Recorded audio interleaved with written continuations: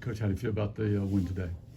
I just, a chance to win a series at home, and you're thankful for that. And I just thought we did a good job against the starting pitcher. I mean, I had to check for misprint, but Valdez had come in with 22 innings and only 8 hits, and I could see it right off the bat in the first inning with a plus changeup. And, first 2 or 3 guys didn't like it, but from the first hitter on, I like the connection of our ball club. Joe Ward's coming back to find Bliss, who's hitting next, and Rankin Woolley, a senior, is kind of trying to decipher and figure out, what pitch is coming and trying to break it down. I saw our brains at work, and then, of course, Rankin gets the big swing in the second inning, which was huge to get us a 2 spot. And then, I think we had as many hits as he's given up on the season there in the 3rd inning, and just passed it down really well. 5 extra base hits in the inning, and I think 10 for the game, which I think ties maybe a 17 mark and a 2010 mark.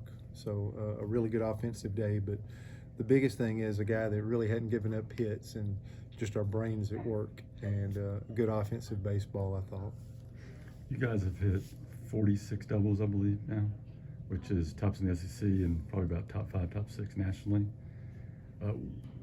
What's sort of leading into that? What's sort of playing at home? We know our park, and I do think we do a good job of running the bases and thinking 2 out of the box is one thing. But I do think it's a good sign of just being able to have a little strength, but also sometimes you can gauge doubles as a stronger measurement than home runs sometimes. So I think leading a conference like us, even though it's early, we haven't even got the conference play yet, and doubles is a good thing and a good sign for offense.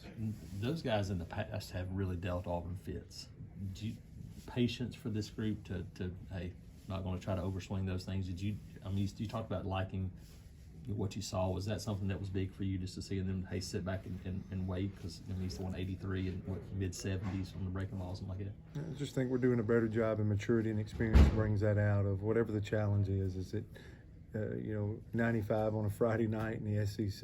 Is it this kind of guy that can really pitch? It's an artist. I feel like this group, because of that experience, and is just figuring out plans. Connor Davis he struck out on a changeup the first at bat. The second at bat, he moves a half a foot up in the box and makes an adjustment.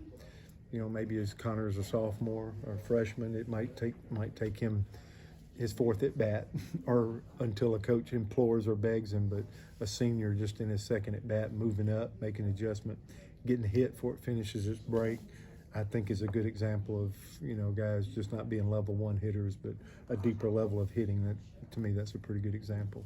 Stephen Williams, that had to be good to see him continuing to kind of come on with these at-bats, didn't it? Yeah, you know what I'm going to say, that getting to the pull side's great, but when he hits that other gap too is even more exciting. So I'm just thankful. I think the plans work so far this weekend, just making sure we get his at-bats and get his timing down, and still underneath some pitches, but at the same time he's put 3 real swings on the ball in these first 2 games. Thank you, Coach. Yep.